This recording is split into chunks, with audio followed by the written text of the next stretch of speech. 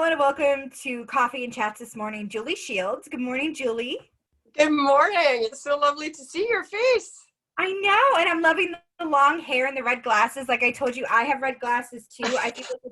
I feel like it's the perfect women's accessory. Right? I feel like no matter what your color is, like Sally Jesse Raphael had it figured out decades ago. Long time ago. Well, So everybody gets a red. What was that? So everyone gets a red. So it's an apt color. Yes. So I'm really excited to talk to you about a few different things today. One, you're another mom, you're another single mom. So we're kind of in this battle together. So you get it. You run your own business. So you're an entrepreneur. You're also really active, like legitimately active, like fitness is a part of your lifestyle. But you're also a dog person. And so you have these like gorgeous dogs that you run. And I love seeing your posts where you're down with them at the point, walking and running, and so many beautiful, wonderful things. And so I'm gonna let you give kind of like a quick intro of who you are, so people know why we're having this particular conversation with you. Yeah. Well, we connected. Was it the Girl Power Facebook page? No, so we go back even farther than that. You were my stylist for the Women in Philanthropy with Inspiring Lives. That's right. I had just had Braxton, and you were like, it doesn't matter, I can get something to fit you. And as the day was approaching, we had had a passing in our family, and so we had the passing and then this photo shoot, and I texted you. I was like, I can't make it. And you were like, it's okay.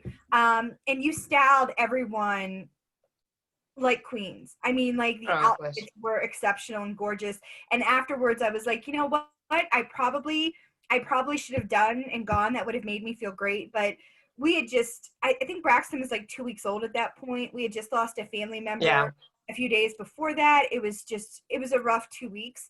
And I just didn't have the capability of packing a baby, going there. I was nursing and couldn't figure out how to get into public space. All the things. Well, so I after all that, I'm like, where do I start? God, I do a lot. And I think we don't give ourselves that's like, let's start there. As women, especially, I just don't think we give ourselves like full on credit or even a slither of credit for all the things we do. I am a high kind of energy person. It's just the way that my personality dynamic is kind of levered, if you like. So yeah, I am a mum of two. I co-parent. I have a very good co-parent, and their dad is very present in their lives. So single as in not attached to another man, but not necessarily single as in parenting, thankfully. So I have a total another level of respect for those women that really are doing it by themselves, because I know that Jason and I share custody of our kids, and we do it pretty good. I mean, he's my ex-husband for a reason. We're not going to go down that path. But I feel that at least I, get to hand them off to their dad, and I know they're safe, and he's going to look after them. So Evan is 10. He's 10. Evan is 13. If he's listening in the background, he's going to be like, what are you talking about? Evan is 13 going on 43. He's my old man. Structure, where do I need to be? What do I need to be doing? The right path, always the right path. So I'm waiting for that explosion when he hits, I don't know, I'm hoping it doesn't come before he's 16 or 17, but I'm waiting for that to happen. And then I have a firecracker who's Charlie Grace. She is 10 going on 19. I was telling you this morning, I just had like a 30-minute text chat with her. She's visiting her grandparents in Ohio, which is kind of the nice thing about virtual learning, is that if I do have things going on and she loves going down there and hanging out with them, she can be down there doing school and be with them. But she's pushing the buttons, like, so I'm like, you need to come home. I need a little bit more structure in your, I know I like it here. And I'm like, oh, I know you like it there. Donuts for breakfast and your phone 24/7. Yeah, I get it. I've been 10. I remember. Yeah. And then I have the two mutts, the two doggy daycare acts. You have Oh, carry on. the two pups. If you want to talk about them, I they're have the just two mutts. Yeah, they are fun. They're like Muppets on steroids. Trooper and Ray, brother and sister, doggy daycare accident. So I was going through my divorce. I'd found this little hill, little house up in the hill in Observatory Hill in the north side, which I loved. And it had a fenced in backyard. And I was like, oh, dog. Because of all the other things I had to do, oh, let's just throw a dog in there. Oh, let's throw two. And when I met them, they were 10 days old. It was just the week of my birthday, actually. And they could fit into the palm of my hand. And I was like, well, I don't know what one. I'll just have both. I went back to get them like 8 weeks later, and I was like, oh, okay. Can I send one back? And by that time, I was committed. So their mother was an English sheepdog. Their dad is a brindle boxer. So yesterday I ran them for 4 miles because the weather was perfect, and they come home and they still run around my house and my yard for another like hour and a half. So there is no tiring them out, like none. So yeah, they keep me busy. I am into my fitness. I'm drinking the CrossFit Kool-Aid. Excuse me, and everybody's like, "Oh, CrossFit, did you flip a tire today?" And I'm like, "No."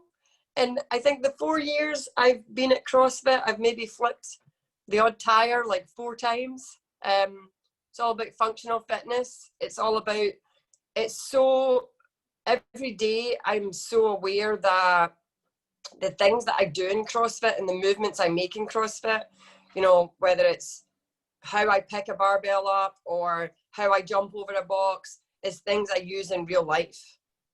I'm like renovating a kitchen. I was building this cool pallet fence with my friend. I'm moving, bags of mulch. So all the things I do to build that strength in CrossFit becomes functional in real life. Plus, it's a lot of fun. Plus, it's a great community.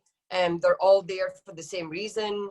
So yeah, I've done quite a lot of research into like women over a certain age should be doing more in the way of weight training and maybe toning down the cardio. I haven't got there toning down anything yet. So and then I also run a couple of businesses. Well, I've got fingers in 3 pies right now, as I like to say. So House of Colour is a franchise business that I run. I started it in 2012. I lived in London for 7.5 years. I've been now in Pittsburgh for 13 years. For anybody in your watch group that doesn't know me, the accent is not from the north side of Pittsburgh. It's actually from Scotland. Just in case people were like, she does not sound like a Yinzer. Like, what's that accent all about? So yeah, born and bred in Scotland. Moved to Ohio briefly with my now ex. Oh my goodness, like 20 years ago, which just like poof, goes like that. And then we moved to London for a year, and 7.5 years later, I had a 6-month-old, and we were moving back to Pittsburgh. So that's the way things go. And then I've been in Pittsburgh now for 13 years. House of Colour Pittsburgh was launched in August of 2012. So she's just turned 8. Image consultancy business that helps you kind of look good from the inside out. I'm all about your presence, your confidence. I'm not really into fashion, which most people are like, but you're an image consultant. But image is so much more than fashion. And don't get me wrong, I'll flick through a magazine and I'll watch these crazy runway shows and I'll be like, yeah, not for me. That's fine. Okay, moving on. So for me, it's more about your personal brand. How do I make you as confident to sit next to the next person? Like, how do I give you a presence that is noticed for the right reasons? So many women, like you're talking about, like especially like after having a baby, and we see all these celebrities, and 8 weeks after they have a baby, they're in a size 0 again, and they're, well, you know what? They have like a chef and a personal trainer and a nanny, and, not necessarily, and I don't want to like undermine it, but not necessarily a 9 to 5 job where the bills have to get paid and blah, blah, blah, blah. And a lot of these people work hard to get there. I'm not belittling it, but you have to be in your own reality. Mm-hmm. You know, you have to be in your own lifestyle. You have to know what works for you and then translate it and absolutely have fun with it, but translate it. And you can ask all the questions about his color. And then J Hilburn is my menswear stuff. So J Hilburn is custom menswear based in Dallas, but works with purely Italian mills who very much are into sustainability and making sure they continue to leave the Italian countryside the way they found it. So they do a lot of work on sustainability and recycling and reusing stuff. Beautiful products, an amazing company to work for. Just really amazing standards. Makes it very easy for me to have it as a side gig. Sometimes it takes over from the main gig because I get so into it. Sometimes men are a wee bit easier to deal with than women. Gonna put that out there. Women like to be empowered and educated, and men like to be educated. So if I say to a man, this will look amazing on you, trust me, they're like, okay. They're going to give me a shot at it. If I say to a woman, you will look so much better than this, yeah, but I like that, and I'm doing a bit, you know. So there's, like with anything, and again, very broad generalization meant to women, but in general, I feel that once you educate a man and you give him that information, it's just like, you know, I mean, I'm divorced for hundreds and thousands of reasons, but it's funny because when I hear my married friends, you know, complain about da da da da da, and I'm like, well, have you just asked them to do the dishes, or have you just asked them to, like, have you given them instruction on how you want it done, or are you just telepathically thinking that he's going to read your mind and that it's all going to appear like magic? Okay, all right. So, and they're like, oh, okay. So that's that. And then lastly, I consult for the Magic Moment Bridal Store, which is just up on the north side in Bellevue, which is Pittsburgh's kind of largest physical bridal store. Such a fun place to work, and we help brides find their confidence in the perfect dress. So with all my training from House of Colour, and now with J Hilburn, we help wedding parties get ready for their big day. And obviously with COVID and all that, we had a huge job on our hands, but yeah, and now I'm exhausted. I would be exhausted too if you had all of those going on. But your story isn't that much different from a lot of other women that are entrepreneurs, right? Yes. Like if you have your hand in one pot, you usually have your hand in multiple pots. So like I do marketing and social media consulting. That's what like the money coming in is. I have Self-Care Senorita. We're getting ready to launch our subscription boxes in a month. So they're just right there getting ready to launch. So that's really exciting. But I do a lot of work with nonprofits and consulting. I, help with, some other pieces. And so, I think people often think like, oh, well, she does this, or well, she's busy. I think they don't always realize that to be an entrepreneur, you always have to have your hand in different pots because you have to always stratify what you have the capability to do. And I think we saw that with COVID. And I think people are now understanding that is that like you just saying, well, like, oh, I'm a journalist. Okay, well, if that industry goes kaput, what do you do?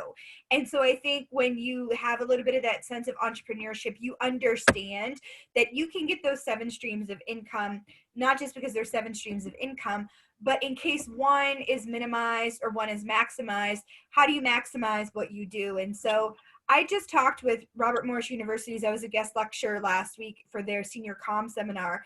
And I was talking about kind of my background. I did higher education for 9 years, diversity and equity work, which I still love. And I still do consulting and workshops and things like that.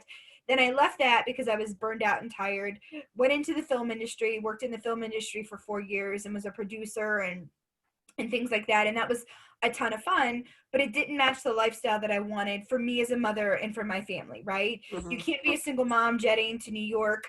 You can if you're a celebrity and you have nannies. Sounds very glamorous. Yes, it is.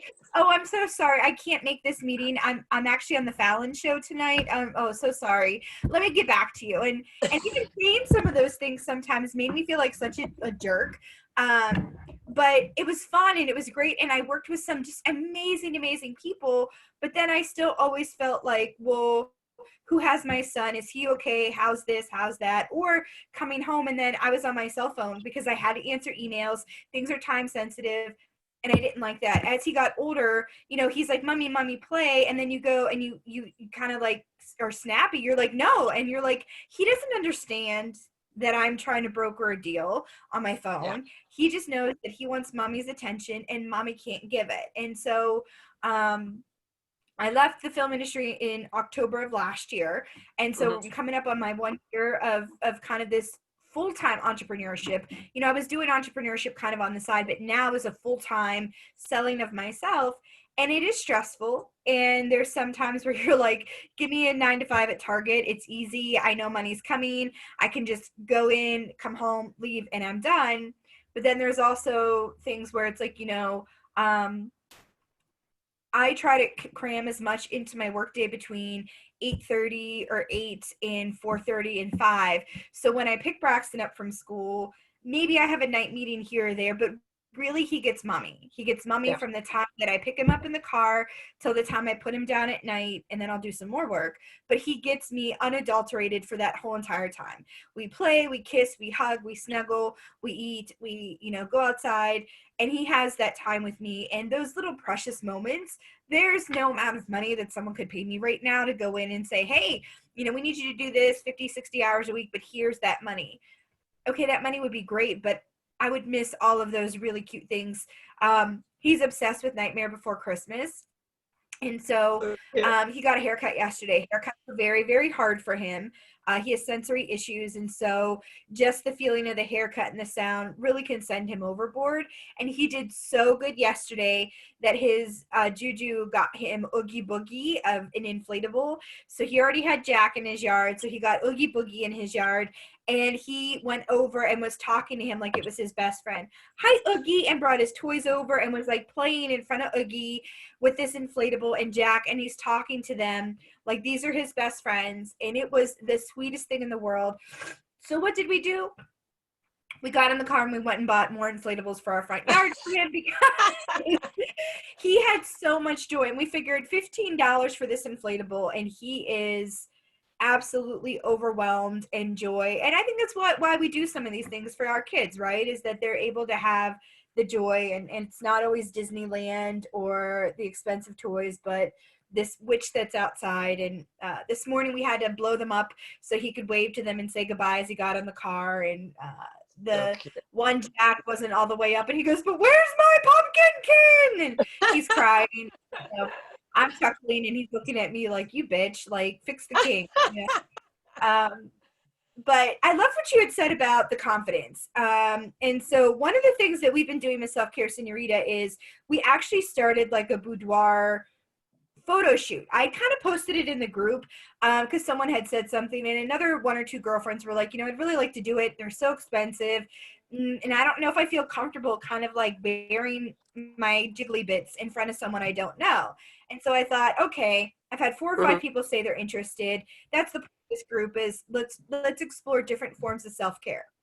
So we did our first one, and we had 8 women, and it was intoxicating in the sense of the empowerment that came from these women, right? I saw women who you'd never seen in videos, you'd never see in print, real women who were breathtakingly gorgeous. And so Mm-hmm. we had big and small, we had short hair, long hair, we had dark skin, light skin, every color in between, and people absolutely owning themselves. Some people were nervous, and then they said like once they kind of got there and they felt this energy from other women like high-fiving them and cheering them on, or like, oh no no no wait, like let me position this, like let's move this, like do you mind if I help? That sense of camaraderie and that building of that self-esteem was so amazing. And those women also became I want to say like we call ourselves the boudoir buddies. We have like a Facebook message group, and so supportive. There's someone at least once a day sending a message or an update. And so we're going to do a second shoot. It's slated for October 24th, but similar to what you do, and I'll let you kind of take the helm of how do we inspire confidence for women, right? So I love a wrap dress. This is a wrap dress. I love a wrap because I have a full bust and like a little bit bigger bottom, but it kind of a little tinier waist. So it gives this, it helps accentuate that Yeah. hourglass bit more. I love the color red. I love bright colors. I love prints. So there's very little in fashion that you're like, oh, put this on. I'd be like, like, oh, you want a gaudy print on me? You want sequins? Please put it on me. The only thing I ever say no to is velvet. I hate the feeling of velvet. It like turns my stomach to touch. But I might be the easiest person to style because big colors, bold prints, they don't bother me. Like, give me an animal print Yeah. that's obnoxious. I'll love it. Oh, you want to add sequins onto it too? Perfect. But I have some women who are like, I never bare my arms. I never wear, anything but black. I never wear blue. It doesn't look good on my skin. I never wear yellow. Well, there's varying forms of yellow. Like if you have a yellow undertone or a red undertone, there are certain colors that don't look great on you, but there's also a wide gamut of the color yellow. There's a wide gamut of the color orange. And Yeah. one of the things that helped me understand all of that, I'm a lipstick person. I love bold lipstick. And so like this is the color I'm wearing right now. And it's like, what's this called? Annie Start Your Engine, which is really cute. But when I bought Oh, there you go. I thought it was like a bright red because I love me a good bright red matte lip. And I was like, oh, I don't know about this. This has like a brown red to it.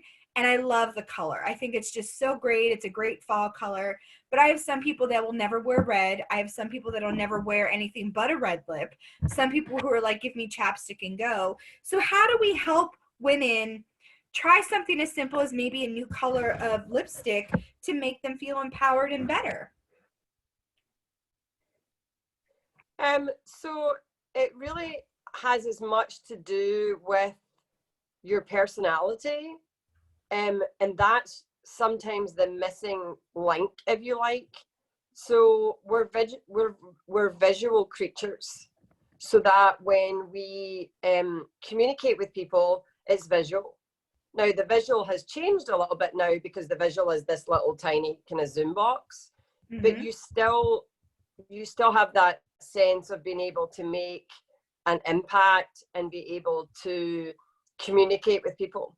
And so we talk about, it used to be 90 seconds to make a first impression, and now it could almost be 3 or 4 seconds. If Uh-huh. somebody's on Facebook just now and sees us chatting live, they'll get the double image and they'll be like, oh, what are these two up to?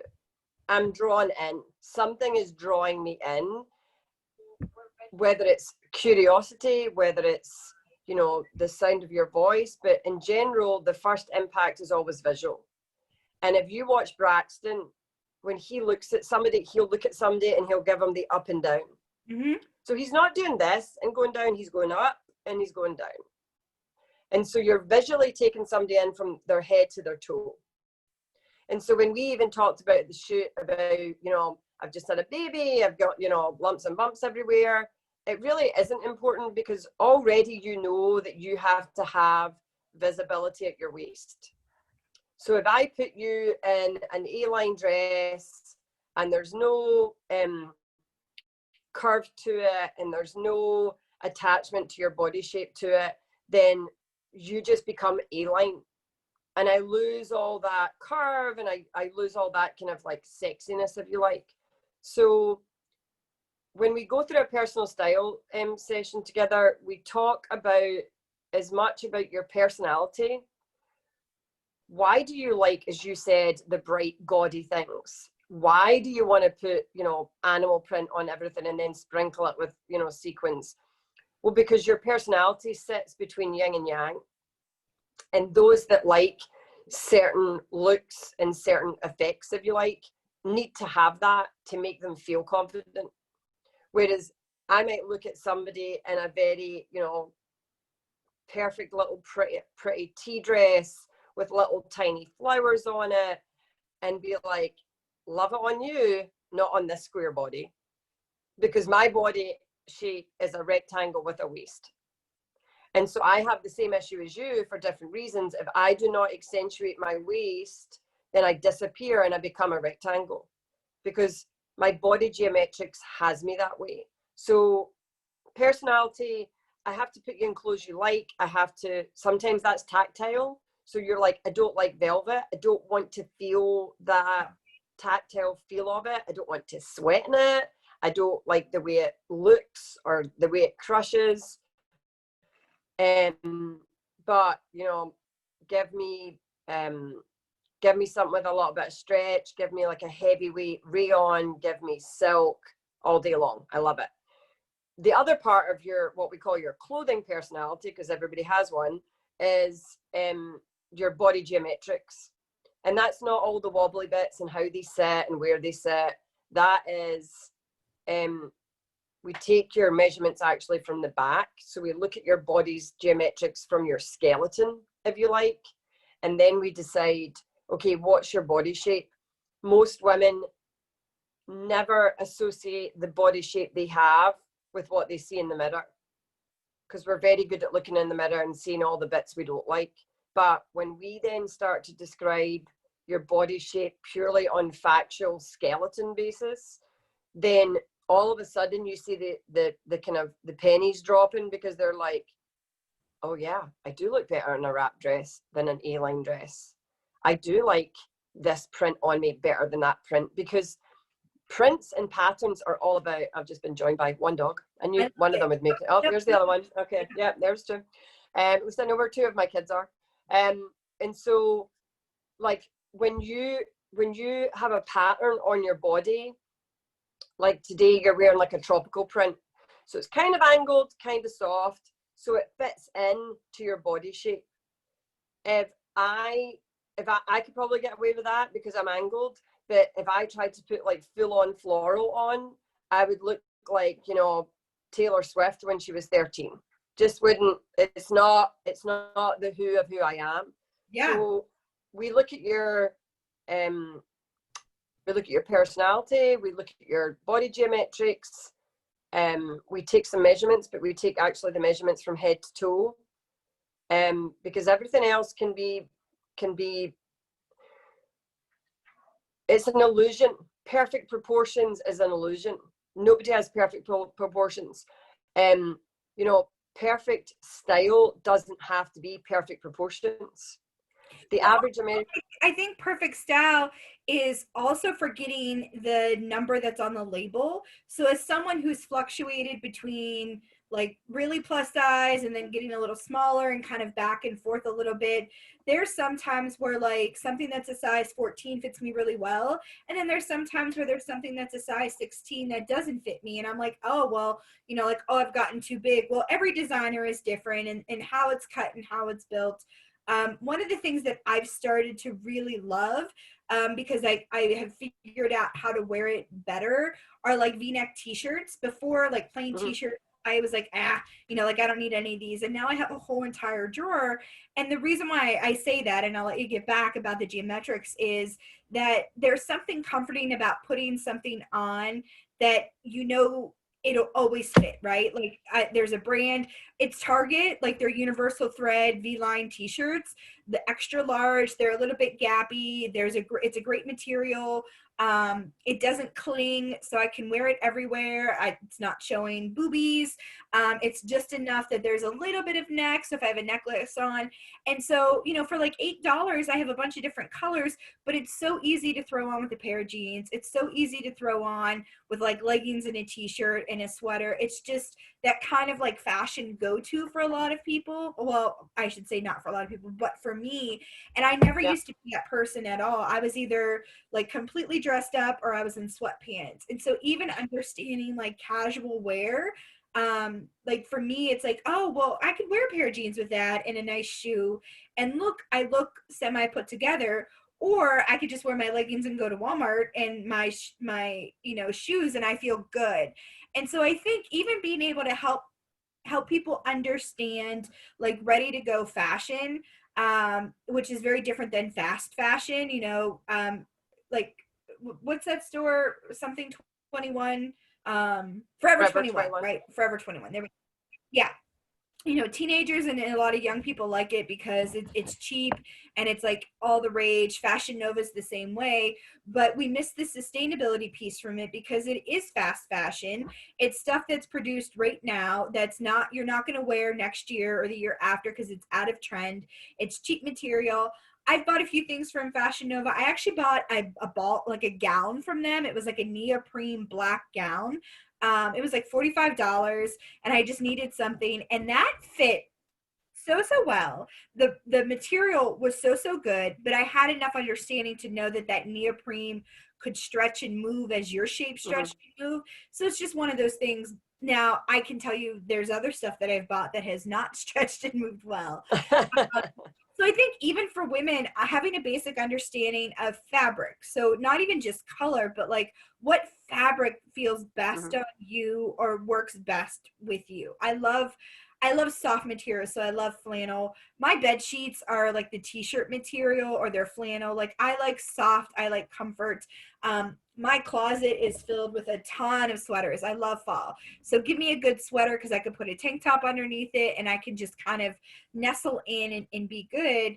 Whereas, I couldn't have a job where I wore a button down. Button downs on my body shape look absolutely ridiculous. They look Yeah. inappropriate. Polos look stupid on me. I look like I'm a 5-year-old going to Catholic school. Like there's no way of dressing up a polo on me. And we used to wear them in the film industry and I would just refuse. I'd be like, I'll wear all black, but this polo on me doesn't fit Yeah. right. If we get a men's one, it's too big, it's too long, the sleeves are dumb. So just even being able to have just the general understanding of what material makes you feel good. Like I don't buy silk because I don't want to go to the dry cleaners. Yeah. I want stuff that I could throw into the wash and go. I don't want to drop things off. Whereas I know people that are like, oh, I want high luxury feel. I want that. I don't care. I have to go to the dry cleaners. Where I'm just like, that's just one more thing on my to-do list. So just to kind of dissect some of the stuff, what you're really talking about is the educational piece. So there are so many like great points. I'll start with the one thing that's on my kind of radar. But I want to finish briefly talking about like sizes and vanity sizing and stuff like that. I tell my clients that when we go shopping, I'm not looking at the numbers on the tags. I'm looking for clothes that give them the fit and the look and their comfort level. And everybody's comfort level, like you just described, is different. My comfort level from your comfort level is different. Give me a good high heel every day. Like I don't do casual. My clothing personality struggles with casual. Some women's clothing personalities struggle with wearing pants. I mean, I'm not like wearing pants, but like choosing pants over or denim or jeans over a great skirt or a great dress. And so I, when I you give, I love a good dress. And for me, it's the ease, right? Like I just put sure, it on. I don't have to worry about the accessories, the fit. Does it cover my muffin top? Does it not? yeah. Um, when I But worked in, when you give a woman permission to say, if you feel overly masculine in trousers or pants or jeans, then don't wear them.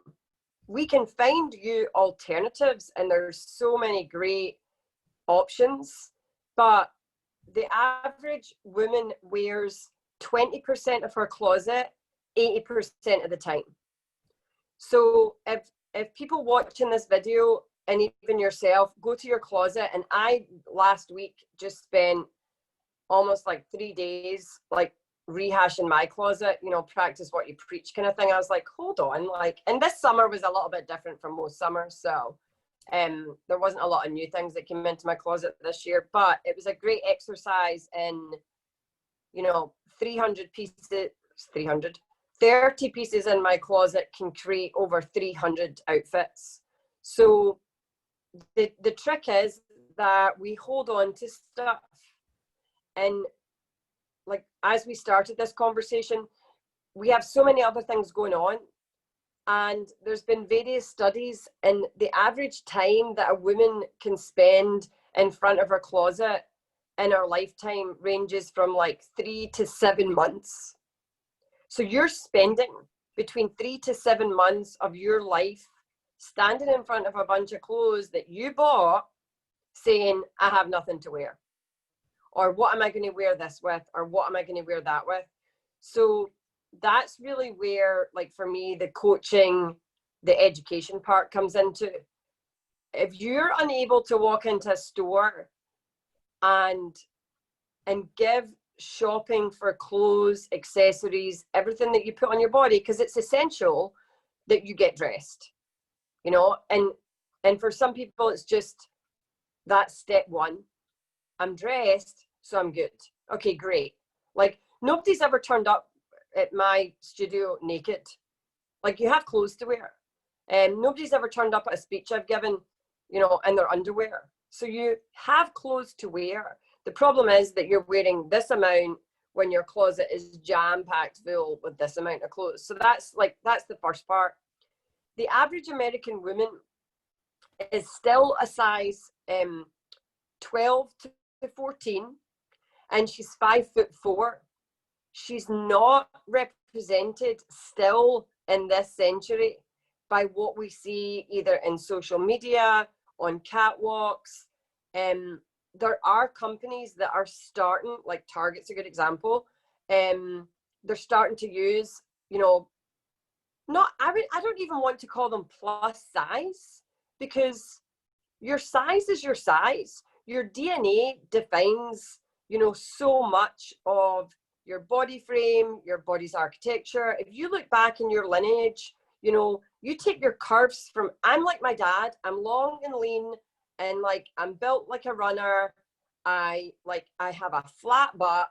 Like, I have to have pockets on my jeans or else my butt disappears. Like, how awkward is that? Do you know what I mean? Nobody wants that. But for other women, I have this friend Patricia, and basically her bum like goes like this. And I'll watch her work out, and like I'll be in CrossFit and I'll be like, Dad, does she have a great ass? Like, look at that thing. It's like perfect. Like, she's perfectly proportioned. And I'm like, here's me, like, this is my butt, and then here's Patricia, this is her butt. But she likes my butt, and I like, and we're women, want what I have, you know. But so we're dealing with an industry that now you've got me all fired up. We're dealing with an industry that makes clothes that they believe that every woman, from her bust measurement to her hip measurement, is only 4 inches apart. So if you're within 4 inches from bust to hip measurement, then you're perfectly proportioned. And I'm sure I could put the money I have in the bank on it that said that was a man that came up with that. Mm-hmm. Because we're pushing everybody into that one thing. So when you go into a store and you can't find a certain, you know, shape of pant to fit you, or like you say, like polo shirts cut a certain way don't work, or button downs, hell no, then that's very frustrating, because you're being pushed into a narrow funnel of, this is you, this is where you belong, don't try come out here, I want you right here. House of Colour right now is doing a big push on sustainability, because we're in the business of image, we're in the business of clothes and colour and styles, but we're more in the business of making sure that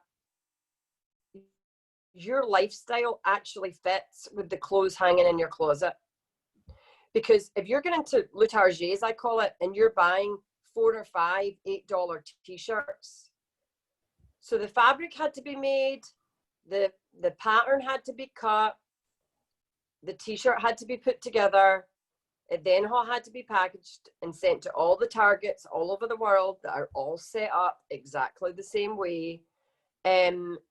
Somebody is making a deal out of that, and somebody's getting screwed. Yeah. And so it's not sustainable fashion. Goodwill in California alone spend $6 million a year trashing unbought clothing items. $6 million. Goodwill, a charity supposed to be helping people, wastes $6 million getting rid of textiles and fabrics and clothing that they can't sell. And that's just one company in one state out of all the states.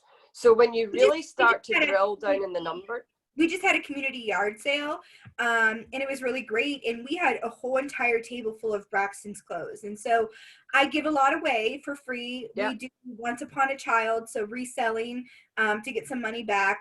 But then we also do like the yard sale.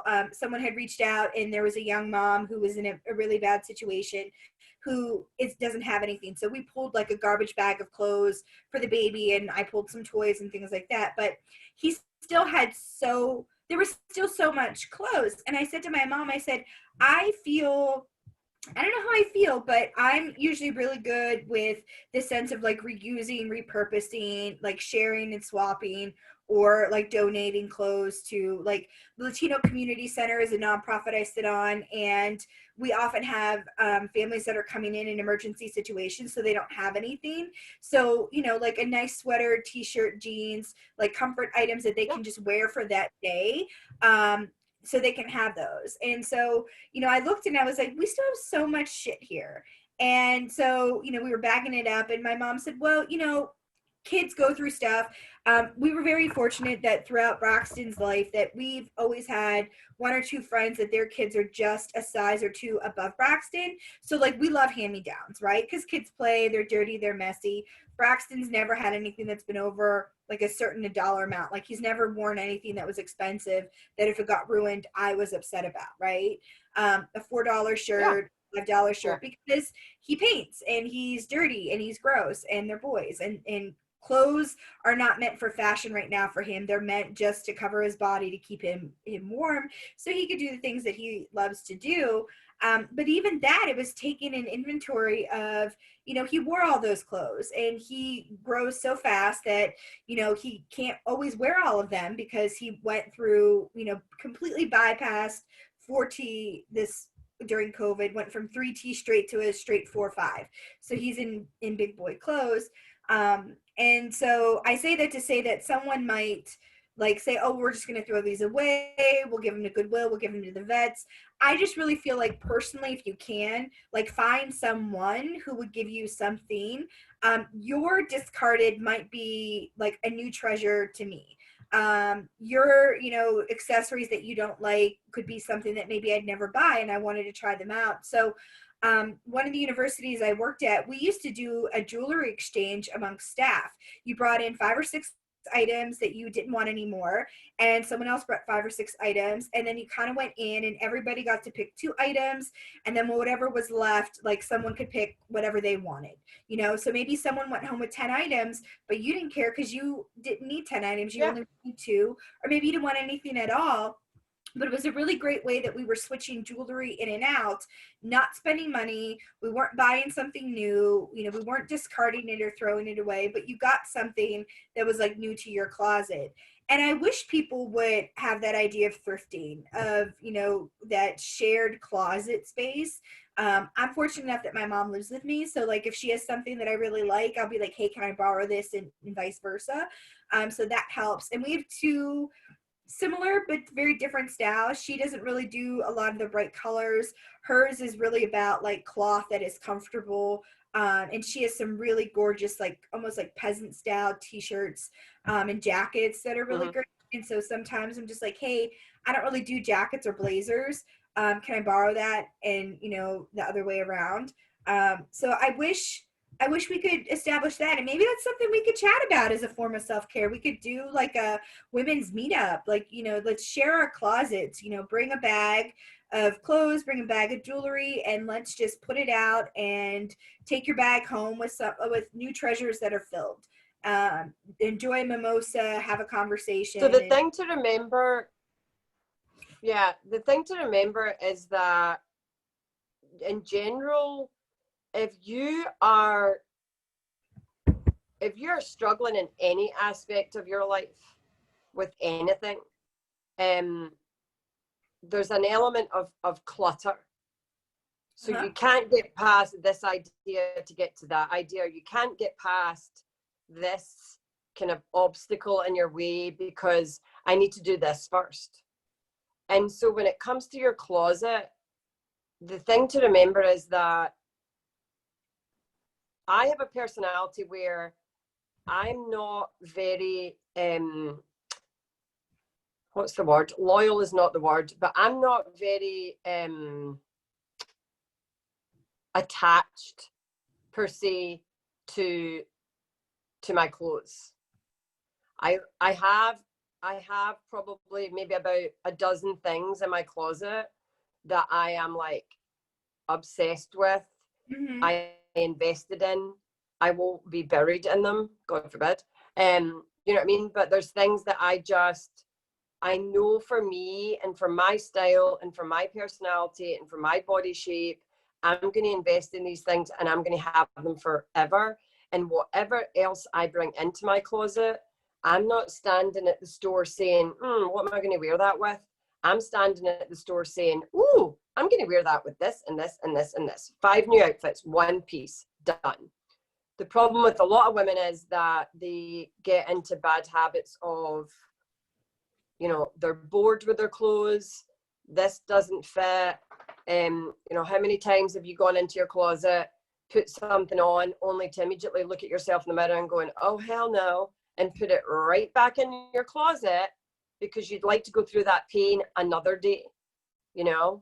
So, or you feel booted or chubby that day, and even though you love it, your mind, as you're looking at it, you feel like it doesn't highlight what you needed to highlight. It doesn't show what you needed to show. And so that's my issue, is that I'll put something on, and as I'm putting it on, I was like, oh, I look too chubby in this. And then my confidence starts to come down, and then that negative self-talk comes in. So no matter what I put on that day isn't going to make me feel good, because I'm conscious of like tugging and pulling or whatever else it can be. But if you spend 30 minutes at one point in your day and you tried on all the pants that you have in your closet or all the dresses you have in your closet or whatever, you know, pick a category and say, okay, let's whittle this down. And if those pants weren't in your closet because they don't fit right now, but they're in, you know, some kind of box under your bed or in your basement or, you know, at the top of Braxton's closet, but just out of the physical space where you go every day, then all of a sudden, the clothes that are in there, you love and they fit. And so you're never actually going to set your day off that way. Because to me, if your closet is inspiring and your clothes are inspiring, then that's the message you send to the world. But if you're in clothes that are making you feel a little bit chubby or, you know, baggy or loose or dated, those are not words that I want to associate with myself. But then if that's how I'm dressing, then that's the message I'm sending. This is my it'll do outfit because I'm having a fat day, so don't bug me today because I'm not playing the game today. Whereas if everything in your closet made you feel like $1 million and the struggle was more, ooh, what do I wear today? Then all of a sudden, that's a game changer. You know what? I interrupt you right there because I feel like that paradigm shift of your thinking is monumental, right? So this morning, I posted this morning a video, like before 7:45, my hair, my makeup, I was dressed, Braxton was dressed, we were out the door, and I dropped him off at daycare. I mean, let's talk about an effing good Monday morning, right? Like, we don't normally have to get out that early or whatever else, and the energy was great, he was good. And so, like, no matter what else I do today, that was a huge achievement. It was a mom win. And so it was like, wow, my makeup worked out well this morning. My hair worked out well. My dress worked out, like, just felt like everything fell in line. before we even had our chat, I sent 3 really assertive emails out with clients of certain deliverables that I needed back that I hadn't gotten from them. And it was like, nope, you're going to get this. And so while we've been chatting, I've gotten 2 of the emails back and a text message from one of like, well, what about this or this? Great, cool. Like when I'm done, we'll chat about this. Let's go. Yeah, let's go. And so, there's a reason why men have power suits, right? They have that suit that they put on, and we all think that it's the same suit, and they might be the same suit or they might just be different iterations. But for women, I think each of us is different. So it's not a power dress, it's not a power pant or shoe. I'm a heel person as well. So like I love me a good heel, I love me a good sandal. Recently I've gotten into like really loving accessories because we do the Zoom. So like you're not going to see my shoes, but you're going to see my glasses or my earrings or a ring. So even buying a few little new pieces like that feel really empowering. So Yeah. I love these glasses. I'll show you. They're my favorite ones. And when I wear them, I feel like I'm like the coolest person in the world. I feel like I can completely conquer the those day. are fabulous. They're big, they're bold, and they're great because they're the blue light glasses. And so like they help when I'm reading and whatnot. I'm gonna just take them off because I don't need them on right now and they need cleaned. But even just that, so $20. It's good for my eye health. I think a lipstick is a great buy as well. I buy a sustainable company. So I buy Melaleuca lipstick. So it's sustainable, it's nature made, it's all natural ingredients. So I'm not putting, fake chemicals onto my lips. It helps the health of my lips. I'm not getting cracked and chapped or whatever else. And the color pigment is just really great. So I really love supporting buying these lipsticks. But I know some people that are like MAC. Yeah. For me, if you, again, sometimes women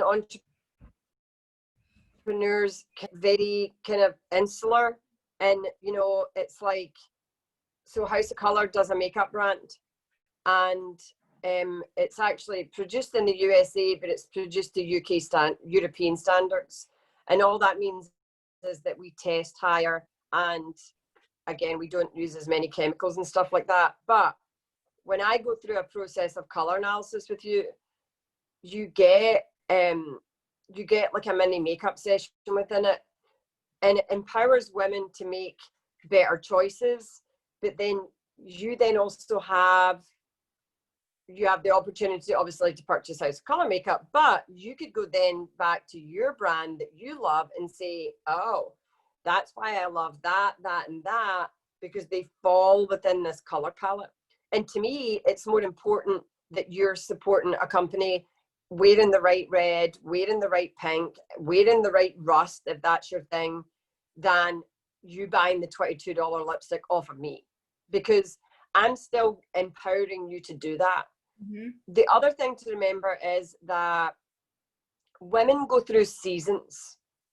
So every 7 years or so, we're going through a new season of our life, and we're influenced by different people. And so your style will evolve with that. So the things you loved in your 20s and maybe even your 30s don't necessarily work going into your 40s or your 50s or your 60s or your 70s. And what happens is we get stuck. So we get stuck in the rut of dressing like we're in our 20s, or we get stuck in the rut of, and sometimes it's the opposite. Sometimes we are like, it's great that you can share certain pieces with your mum, but sometimes we take hand-me-downs from people that we have no business taking hand-me-downs for. And all of a sudden we then kind of morph into them. And it's important for your mental health as much as anything else that you really are authentic to you. And so your personal style will kind of evolve with that. But what I want to give you is almost the kind of jumping off point. Like, let's start this journey. The first thing I ask my clients to do is pre-work, to ask them, okay, what are your main objectives? What do you want to leave? What can I teach you? Like, I will tailor this. We will work on the things that are important to you, because every woman has and guys have different elements of their style and their personal brand that they want to work on. And I've been working with like small business owners right now that have spent COVID lockdown really amping their business up to the next level. So they've invested in new websites. They've come and talked to people like yourself that can do like marketing and social media for them. But then they're about to spend money on a photo shoot, and they go to their closet and they're like, oh, this doesn't work with that. Right. And so there has to be an alignment, but people don't buy products. People buy people.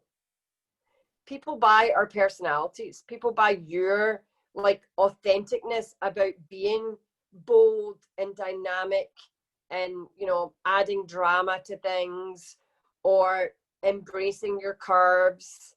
If you walked in, and it would be such a like interesting you know, there's that show that I can't watch because it just makes me cringe, but What Would You Do, where they take them into like a candid camera kind of situation, and they do the most awful things and they talk about the most awful things and they watch how members of the public react. It would be so interesting for us to like dress you as you, like Tori, like bigger than life and lipstick and, you know, glasses and all the rest of it, and then to dress like the boring Tori and be like, you know, put her in a sack and put her in no makeup and put her in like the worst size of glasses and send you into the same situation and see how people react to you, you know. And women are tricky. Like women, you know, we can be a little bit bitchy and we can be a little bit, you know, stay in your station kind of thing. Mm-hmm. And as much as we talk the game of amplifying women and there's no glass ceiling, there's still sometimes that issue of who does she think she is? Yeah, for sure. And it's Well, when you know, but when you know who you are and you're so confident on every level, then it becomes less intimidating for people because they know you're being authentic and you're being true to yourself. You're not putting on a show. The Tori and Julie you get in this conversation would be the same Tori and Julie you get if we were sitting physically together with people mm-hmm. and having a conversation. There's no, it's really important. There's no switch. No, and so part of the reason why self-care senorita is what it is because I feel like you should be authentic, right? There's some really great moments, but then there's some really hard moments, right? Like, so your fitness is on point, you're doing the CrossFit, and I'm like, yeah, self-care, and it's like, well, I can't even fit it into my own schedule. So it's not necessarily like not practicing what you preach, but even being able to find balance. But I share that. I don't say like, you know, hey, I work out 2 hours a day. I do this. Everything is organic in my house, whatever else.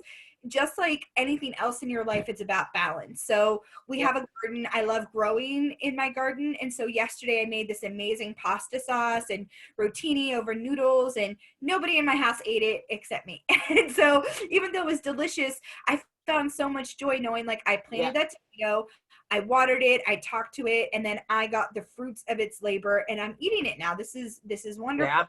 Or even being able to talk to someone who just sends me a message and almost like a counseling ad hoc session, right? Like, I'm really having a hard time with this, or, you know, whatever else.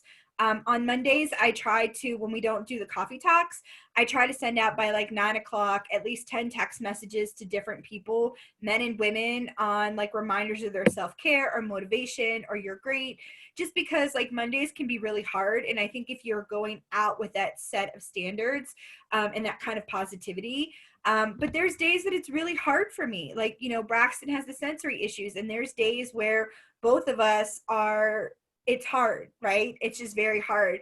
And I could smile and we could talk about how clean my house is, and it's not. We could talk about how all the laundry's done, and that's true because I like to do laundry, but I have dirty dishes in my sink and I have toys on my floor and there's stuff that needs done, and I'm trying to manage all of it. But you know what? I did do well. I slept 8 hours last night, and I am minimizing my caffeine and the toxic people in my life. And the Emmys were last night, and everybody's talking about these shows, and I haven't seen anything. And so my girlfriends are like, "Oh, Schitt's Creek, it's so great. You should watch it." And I was like, "I just don't watch TV. Like, at all. Like I just don't. Like if Yeah. it's not a kid show with Braxton, I turn on the Food Network. I like to cook. It's easily digestible. I don't have to pay attention to plots. I don't have to get invested. I don't have to feel anxious. There's no heartstrings. I'm not binge watching. I was tired halfway through Guy's Yeah. grocery game yesterday, and I turned it off and I went to bed. I didn't feel like, oh, I have to figure out what happens. I don't care who won, right? It's just the process of that. That's the season for me right now. I used to love documentaries and Netflix and shows and was up with all of it. And now I can't tell you actors' names. I don't know the last time I listened to the radio or music. I mean, it's just none of that stuff right now adds anything to me. Yeah. And so I've kind of removed it, and I feel really good with it. But my key is when I'm working in my office, I have my essential oils going. I lit my sage. My Palo Alto is lit downstairs. We're cleaning the vibes. We're building this energy. And when I'm working at home, I have this great window that's right by my desk. I open it, I hear the birds, but I play Tibetan bowl music. And it's just these random chimes, but it sets this pace and it kind of almost drills me in. And next thing I know, it's like, oh, it's 1 o'clock. Like I need to pee. I need to eat. That's awesome. But even sharing about that, right? Like you shared about um, being a single parent, but you're single, right? That you co-parent. So even being able to share, your story, your sense of self. I think being authentic and understanding your authenticity is important. Some people have an issue with Cardi B. They're like, oh, she's trashy, she's this, she's this. Like Cardi is completely herself, and she will say like, oh, I'm ghetto, like I don't care, like I'm this, like I don't care. And then she becomes this political, and people are like, well, she should know her lane. But that's also Cardi. Like, you know what I mean? Like we have varying sides of us. And I think that Yeah. we put these labels. Well, Julie just does styling, she just does clothes. Well, no, Julie does more than that. And why can't we listen to what Julie says? Why do we have to feel so negatively or put that negative energy towards her because we feel like, oh, well, she's doing too much? And I'm sure you hear that often, right? Like, oh, she's doing too much. She should just focusing on one thing and not the other. Or why is she doing this? Or where's she going with this and whatever else? And Yeah. I think that's a testament to women. When men do it, they're considered bosses. When women do it, we're considered doing too much. We need to learn our lane, be the expert in one thing. I don't want to be the expert in one thing. I want to know everything. Yeah. And so, I eventually might become an expert in something, but I want to be that walking encyclopedia. I want to know how things work and function. And, you're talking about these clothes and that affirmation. And I think that all kind of ties into that authentic self. Wear what makes you feel good, know what makes you feel good, do what makes you feel good, be what makes you feel good. And when all of those collide, it shows in how you wear your clothes, it shows how you wear yourself, what you do, and what you say. Absolutely. And I think that, again, I feel that sometimes that is also kind of an aging process because, even for instance, if I'm at CrossFit class and I can look and see what certain women in the class before me have done weight wise and time wise and rep wise, well, I already know, like, because I've worked out with these women, like, she's on my pace, she's a little bit above, I know I can get in front of her, but it gives me that kind of like that goal. But I'm not then going to like beat myself up because Seth, one of the guys I typically work out with at 8:30 in the morning, is like 27, so he's like what, 21 year, oh my god, he's 21 years younger than me, Jesus. But I'm doing 8 calories on a bike and he's doing 12. And by the time I get to 4, he's done 12 and he's off the bike doing the next thing. And my brain is going like this. How is that possible? What is happening? Am I so slow? And then all of a sudden I'm like, hey, stop. Turn this down a notch. There's a great entrepreneur that I follow, Mel Robbins. Have you heard of Mel Robbins? Uh-huh. Yeah. 5-second rule. So 5 seconds, you're when you're born and you're in your mom's womb, and your brain is forming, it actually splits in two, and part of it becomes your brain, but the other part becomes your gut. So when your gut is almost your second brain. And so she talks about there's a 5-second moment of 5, 4, 3, 2, 1, go do it. 5, 4, 3, 2, 1, make the decision to say yes or no to something. You've made the decision, move on. Either get into it or move on from it, but don't sit and wallow in it. But that's why when you get some kind of like gut reaction to something, I read a great quote the other day from Jay Shetty that said the best advice that he got from mums was that when you start dating somebody, the things they do when they first start dating you are the things that will inevitably be what breaks the relationship in the end. So like listen to those things early to save yourself the heartache from thinking you're going to change someday or evolve. Some all evolving at a different pace. I used to, as a young business owner, I used to be so frustrated. I'd go to these networking events and I'd tell people what I did and they'd be like, oh, okay. And then they'd walk off. And I'd be like, what the hell? Like, why doesn't everybody want to know their colors and blah, blah, blah, blah, blah. Well, they're just not ready. They're not ready for that moment of transition. And I've had people that have come to me like 10 years later and said, do you still do that? Can I come and see you? And I'm like, yeah, of course you can, come. And they come and they're like, why did I wait so long? And I'm like, because whatever you were in whatever season you were in, you couldn't see the value of this. So it didn't hold any value to you. And Right. so you have to understand that where you are now, what season you're in now. Like the first thing when I calendar block my week, all the kids stuff. So luckily Charlie doesn't have much going on, but that's going to change. Girl needs to get into something. But Evan has soccer, so he trains with the Riverhounds Academy. So I already have his whole schedule, tournament practices, where he has to be, when he has to be, for how long. They're the first thing that goes in. My exercise goes in, the dog walking goes in. That's just, there's appointments with clients that go in. There's things like this that go in. So all the immovable things go in first. I don't want to be annoyed that I've double booked myself because I have an orthodontics appointment and I have a Zoom call. I don't want to be annoyed that I didn't leave enough time after talking to you to get to my appointment. Like, I'm not willing to shift certain things and they come in a certain priority, and that's my priority.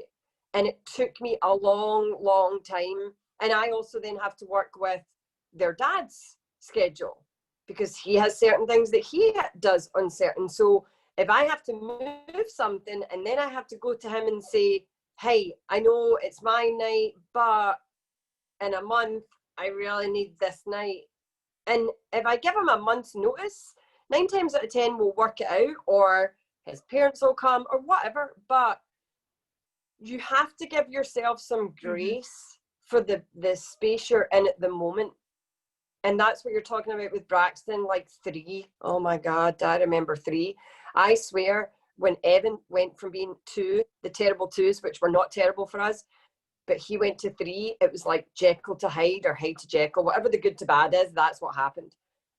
And I remember thinking, they're three-nagers, and they are. So the other day I was doing a Zoom call and Braxton came over to me and he goes, go your room. And so my mom says that to him when he's bad, go to your room.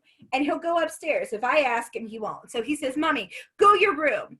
And I said, well, why? He goes, go your room. And I said, okay. He goes, but leave your phone, because he wanted to watch YouTube on my phone. And so I had a board meeting anyway. So I was like, okay, I'll go to my room. So I'm in my office, I'm doing my board meeting, and you could see the doors right here. I see his little head poking, right? And he comes over and I said, hold on one second. I said, yes, baby, how can I help you? Puts his hands on his hips and he goes, you're not in your room. I said, go your room. I said, well, I'm in my office. And he goes, I said, go your room. I said, you don't tell mommy what to do. I'm working. You go play. I gave him a kiss on the cheek and he went, mummies. And then like went to his room, and I'm pretty sure in 3-year-old language was cussing me completely out in his Oh, room. And absolutely. the call gets done, and I was like, okay, where's Braxton? Where is he? And he likes to hide, so he was hiding behind his chair. And I said, well, mommy's gonna go downstairs and have dinner. What do you want to eat? And he goes, nuggy fry fries. I said, well, no nuggy fry fries today. How about? And I gave him, 2 or 3 different options.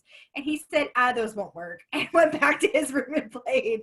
And I was like, oh my God. And he does this eye roll that makes you feel just like, we're not going to make it to your 4th birthday soon. I tell my kids, anything you're thinking about, I've already done it, and I've probably done it numerous times. And your grandmother and your grandfather have probably caught me at it.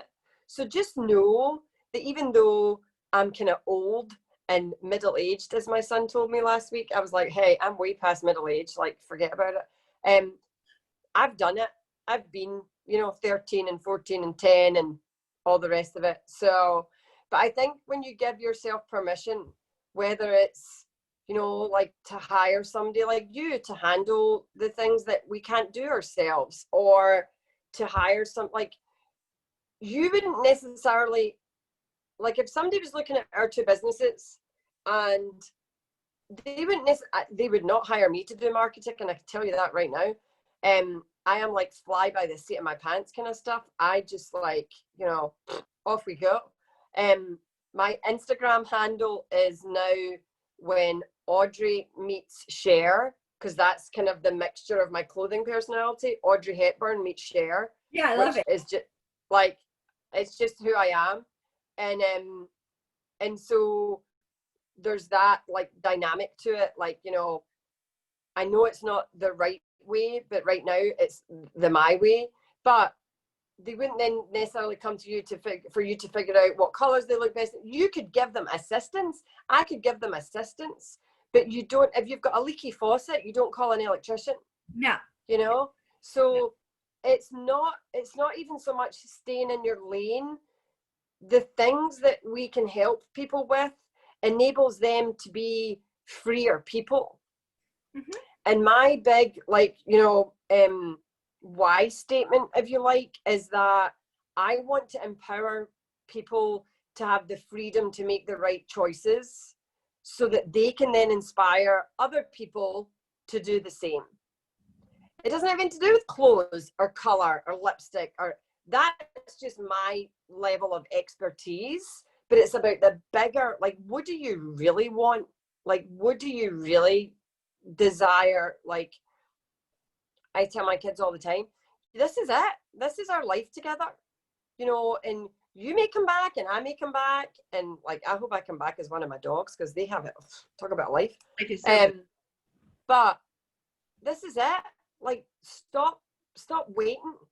Like, what are we waiting for? Let's like make, like right now I'm thinking about selling my house and getting an RV and taking them on a road trip for 5 years. Will we do that? I don't know. I keep watching all these TikTok videos with these camper vans being transformed, and I'm like, I could and then I'm like, no, you couldn't do that. That's ridiculous. Just stay in your lane.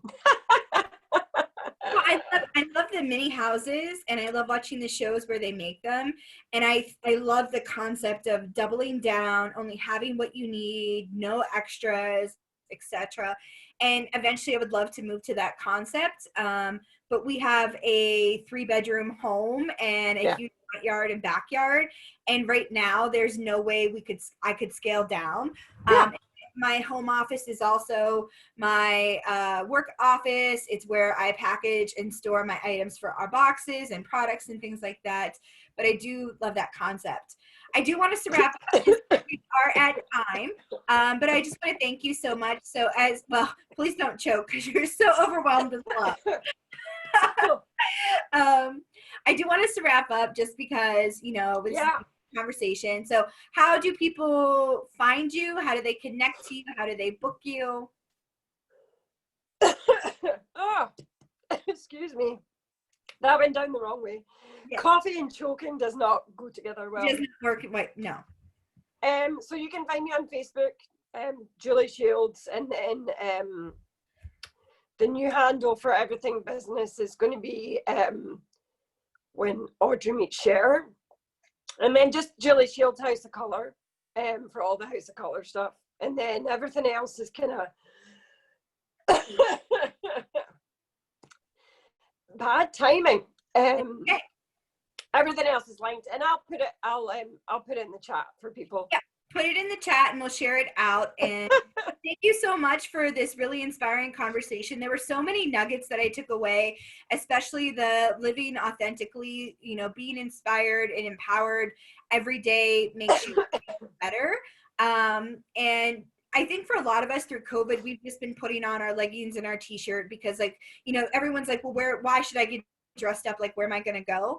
And like probably in April of COVID, I did a fancy Friday and nobody caught on. Nobody wanted to do it, but I got to do my hair and makeup and heels and a dress. And even I sat in my front yard with Braxton. I didn't care how silly I looked. But for that day, I felt like I was still that high-powered boss. I felt like I was still someone who made decisions. I felt like I was still a game changer. And so that one day I felt and held myself differently. Yeah. In the days that I wear my leggings and my t-shirt are comfortable and they're wonderful. And I won't tell you how many pair of black leggings I have in my closet right now. But you know, I think there's something to say about comfort wear. There's something to say about, you know, things that make you feel empowered and loved. A friend of mine, her favorite thing is, you know, like those true tried sweatshirts, right? That comfy, they're warm, they're snuggly. My mom loves a good bathrobe. And I say that to say that it's almost like she can wear a blanket. Like if they made blankets, not Snuggies, but if they made blankets that had sleeves, Judy would have 100 of them. And so we just got her a new, huge, fuzzy, thick, heavy one. And she is just so excited. And she works from home. So she doesn't have to get dressed up. She doesn't go on the camera. And so I'll go downstairs and I'm all dressed up and she's like in her robe and I think that bitch, like lucky her. And so, you know, but she's earned Well, it, right? what I'd say is that you don't have to choose comfort over style. So you can be incredibly stylish and still be incredibly comfortable. And also that's the kind of big thing right now. You know, we are like, you know, I say we're not stuck at home. We're lucky to be at home and have, like, you know, a roof over our heads. But, you know, the inner change that happens when you feel that you're dressing, you know, powerfully. Like I always say to people, what are your words? If I took a picture of you and handed it around a room full of strangers, what are the words you would want people to use to describe you? Just based on this 8x4. And so many times women struggle with finding the words. But as I say to them, if you don't know what your words are, how are you ever going to dress? You know, my words are stylish and sexy and confident and sassy and put together and, you know, powerful. And those are my words. They're not cute, comfortable, baggy, fleecy, loose, because that's not how I want to represent myself. It may well be when I'm sitting watching a movie with Evan, that's how I want to feel, but it's not then. I don't then go to the store in those clothes. I wouldn't take a client shopping in those clothes. And so there's always a time and place for things like that. And when Evan started playing soccer and I had to go to these soccer tournaments, I was like, what the hell am I going to, like, I'm all dressed up. Like, so I went and bought a part of my closet that fits that part of my lifestyle that is athletic wear. It's still true to me. It's still in my colors. It's still in my style. I still feel like myself in it, but it's not my workout gear because I actually work out in my workout gear. And then I come home and I take the sweaty workout gear off and I get dressed. Whoops.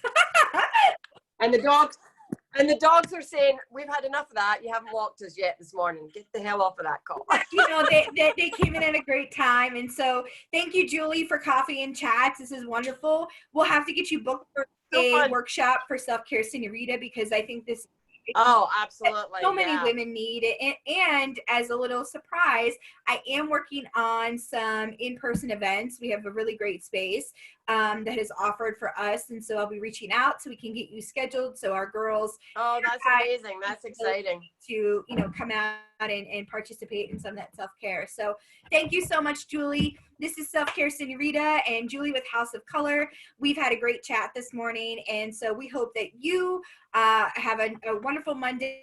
Manifest great things for the week.